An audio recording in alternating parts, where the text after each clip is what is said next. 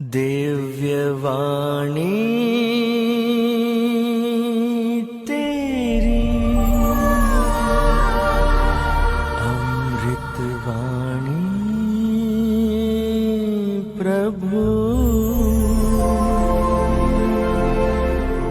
दिव्यवाणी तेरी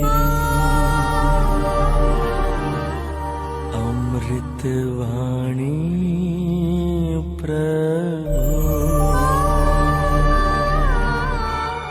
तो आज का सुसमाचार यूहन्ना के सुसमाचार अध्याय 3 से लिया गया है, वाक्य संख्या 13 से 17। और आज हम पवित्र क्रूस का विजयोत्सव मना रहे हैं। और हम सबों को मालूम है कि क्रूस अपमान का चिन्ह था और दुख और कष्ट का चिन्ह था, और क्रूस पर दंड विशेष करके अपराधियों के लिए, देशद्रोहियों के लिए दिया जाता था। और जब यीशु पिलातुस के सामने प्रस्तुत किया गया था और उनके ऊपर दोषारोपण किया जा रहा था, पिलातुस ने भीड़ से पूछा, यीशु के साथ हम क्या करें? तब भीड़ ने बार बार चिल्लाया, उसे क्रूस दिया जाए, उसे क्रूस दिया जाए। तो यीशु को क्रूस का दंड दिया गया। और जैसे ही यीशु को क्रूस दिया गया, वैसे ही यीशु ने क्या किया? उस क्रूस को बड़े प्रेम के साथ स्वीकार किया और उसको चूम लिया। और यीशु के कंधे पर क्रूस लादा गया और उसी क्रूस को उठा करके कलवारी पहाड़ तक गए।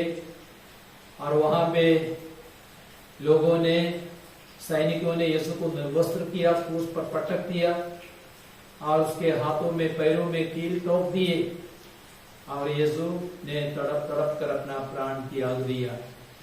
और हमारे लिए प्रभु यीशु का जो क्रूस है, प्रेम की सबसे बड़ी अभिव्यक्ति है, ईश्वर के प्रेम की अभिव्यक्ति, साथ ही साथ पुत्र ईश्वर के प्रेम की अभिव्यक्ति।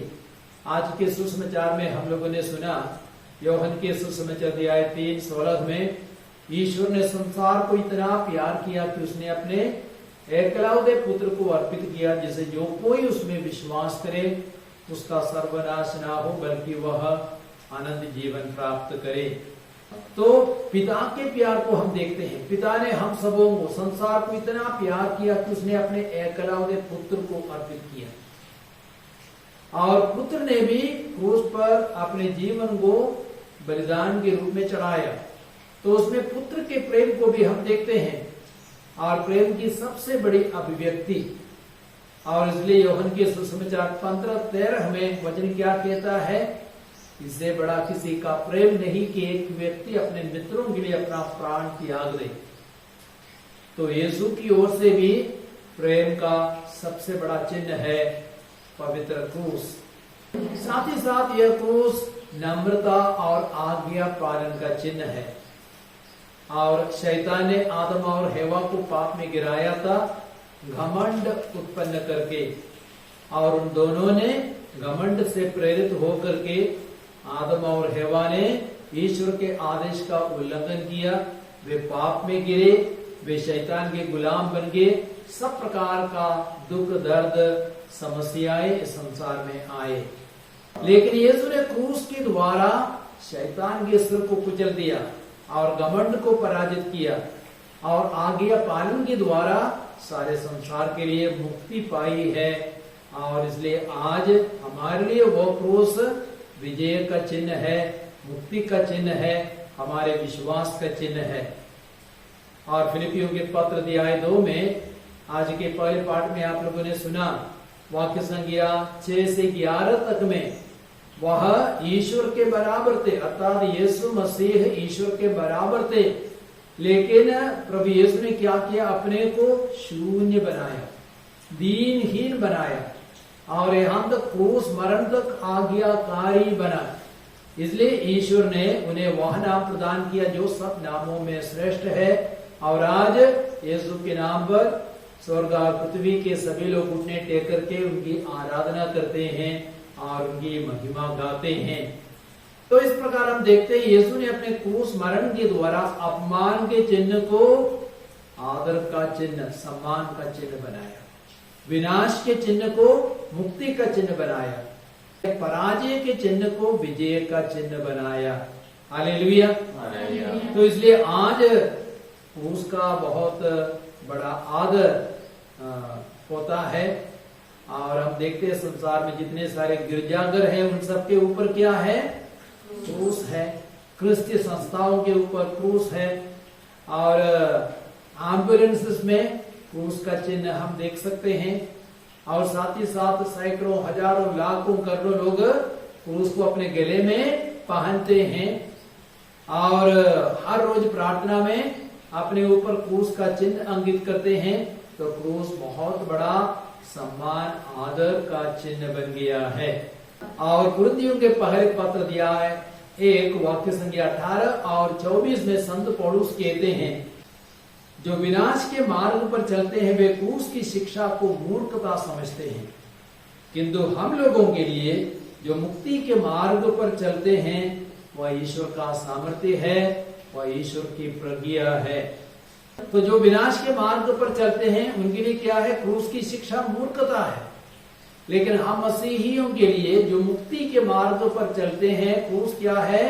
ईश्वर का सबसे बड़ा सामर्थ्य और सबसे बड़ी प्रज्ञा है, क्योंकि उसी क्रूस के द्वारा प्रभु यीशु ने शैतान के सिर को कुचल दिया, पाप पर विजय पाई और मृत्यु को भी पराजित किया। इसलिए आज हमारे लिए क्रूस विजय का चिन्ह है। और संत हेलेना जो कॉन्स्टेंटाइन की मां है, वह सच्चे क्रूस को खोजना चाहती थी।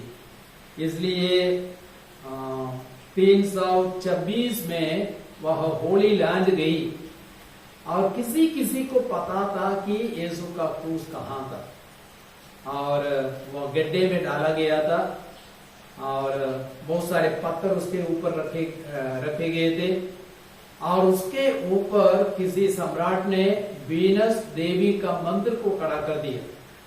कुछ लोगों को यह मालूम था, तो उनमें से किसी ने हेलेना को बताया कि क्रूस इसी मंदिर के नीचे होगा। तो इसलिए हेलेना ने क्या किया? उस पहाड़ को खुदवाया और पहले वीनस देवी के मंदिर को देखा और उसके नीचे कई सारे पत्थरों को देखा और फिर गड्ढे को खोदा तो 3 क्रूस पाए गए। तो इसका मतलब यीशु का क्रूस और डाकुओं के क्रूस पाए गए। अब कैसे पहचाने यीशु का क्रूस कौन सा क्रूस है? तब एक बिशप, जेरूसलम का बिशप मैकारियस, उसने प्रार्थना किया और उसके बाद बताया रोगियों को लाए जाए।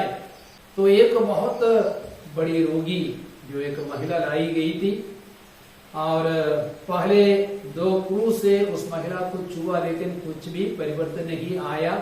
लेकिन जब यीशु के क्रूस को उस महिला ने छुआ उसी क्षण उसका रोग और उसकी बीमारी दूर हो गई।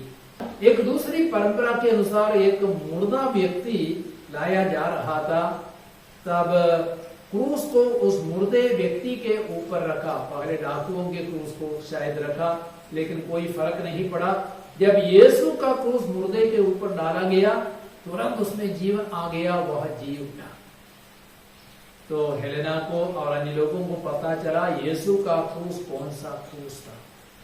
तो यीशु के क्रूस के चूने से रोगियों को चंगाई मिल रही थी, मुक्ति मिल रही थी। इसायास के ग्रंथ अध्याय 53 वाक्य संख्या 4 और 5 में वचन क्या कहता है? परंतु वह हमारे ही रोगों को अपने ऊपर लेता था, हमारे ही दुखों से लदा हुआ था, हमारे पापों के कारण वो छेदित किया गया, हमारे कुकर्मों के कारण वो कुचल दिया गया। जो दंड वो भोगता तो उसके द्वारा हमें शांति मिली है, उसके घावों द्वारा हम भले चंगे हो गए हैं। तो यीशु ने क्रूस पर हमारे सारे रोगों को 2000 वर्ष पूर्व उठाया था। इसलिए आज उसी क्रूस के माध्यम से हमें चंगाई मिल सकती है, अच्छा स्वास्थ्य मिल सकता है। और संत हेलेना का पुत्र था सम्राट कॉन्स्टेंटाइन और कॉन्स्टेंटाइन को अपने शत्रु राजा से लड़ना था और शत्रु और शत्रु राजा का नाम था मैक्सेंसियस। और कॉन्स्टेंटाइन के मन में इसके बारे में काफी चिंता थी और लड़ाई 28 अक्टूबर 312 को होना था।